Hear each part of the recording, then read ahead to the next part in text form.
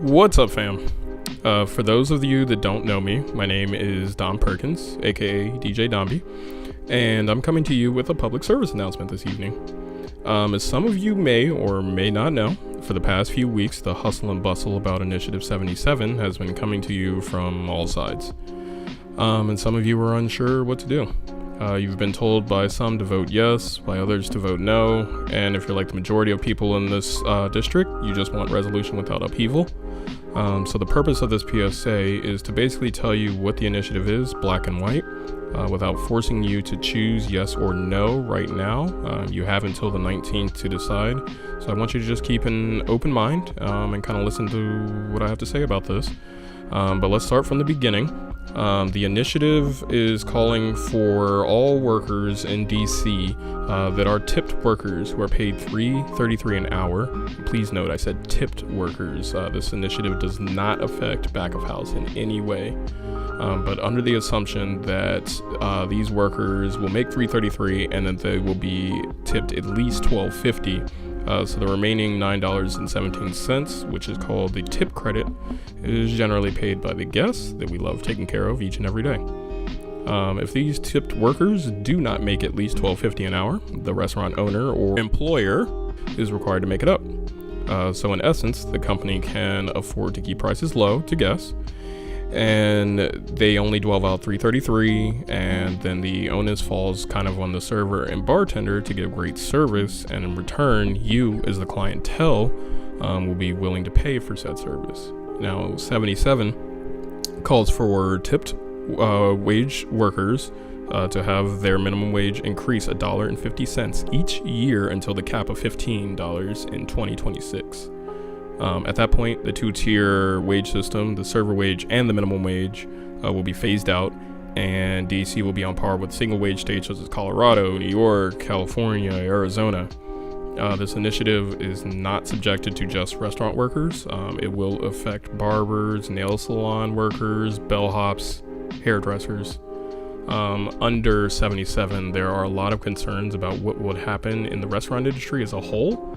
And again, I'm going to give you kind of the facts without attempting to sway you in one direction or another. But one concern is that under this initiative, restaurants will have to raise prices to survive. The increase in payroll alone would be enough for many fancy businesses and restaurants to close doors. Staffing would ultimately be lessened by restaurant owners because the less people on the clock, the less I have to pay out. So working conditions may become more stressful for employees already in a really stressful industry. Another fact, 77 has backing from the ROC, which is the Restaurant Opportunity Center of DC, and a contribution from the New Venture Fund did happen for the bill, and the bill itself was written by Dine Equity, which is a large restaurant group who own Applebee's, IHOP, and Denny's. They often have to pay tax credits to their workers, and they're not tipped enough to meet the minimum wage, so these tax credits are often high to that company. The ROC, just so you know, is a local restaurant workers organization that was founded in 2009 to improve working conditions in the working conditions in the restaurant industry. The New Venture Fund is a public charity that supports innovative and effective public interests.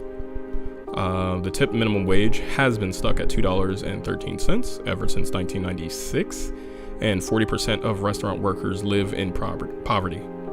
The Bureau of Labor states that servers and bartenders occupy 7 out of 10 of the lowest paid occupations, not to mention the most sexual harassment claims than any other industry. In fact, One Fair Wages, which is another supporter of Initiative 77, their biggest point is that people of color and women feel subjugated, and they have to basically earn their tips by kowtowing to people that do these types of evil things to them. Those that are for Initiative 77 want equality for all workers in the restaurant industry, with both pay and respect. While those that oppose the system say that it has lasted since the early 90s, and no one really is calling for a change in this, since the restaurant industry is booming and not staggering. At the end of the day, this initiative is disruptive to restaurant culture and will definitely change the way we dine and enjoy food. So for myself, I'm going to volunteer since I'm not registered in DC, unfortunately, at the polls on the 19th. I'm going to urge people to vote no because I do not think this initiative is the end-all, be-all. I think it has roots in malice, and it was created by a big corporation under the guise of doing the right thing. I think the solution to this problem is for representatives of both sides to sit down and talk about the issue at hand. I am sure there is a resolution where all the weight doesn't fall down on the business, or all of it doesn't fall down on the guest, or it doesn't fall down on the servers. So for me, I'm glad that there is dialogue about changing the industry and how people are paid in the industry. However, I do not think this initiative is the right way to go about it. So I want to thank everyone for watching, and I hope this was helpful.